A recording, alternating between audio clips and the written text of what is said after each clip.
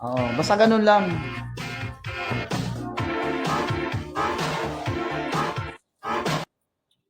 Ngayon, nakamute ka? Hindi. Ayun, oo. Malayo kasi yung microphone mo eh, kaya hindi ka marinig. Hi Lolita, thank you for sharing my live, no?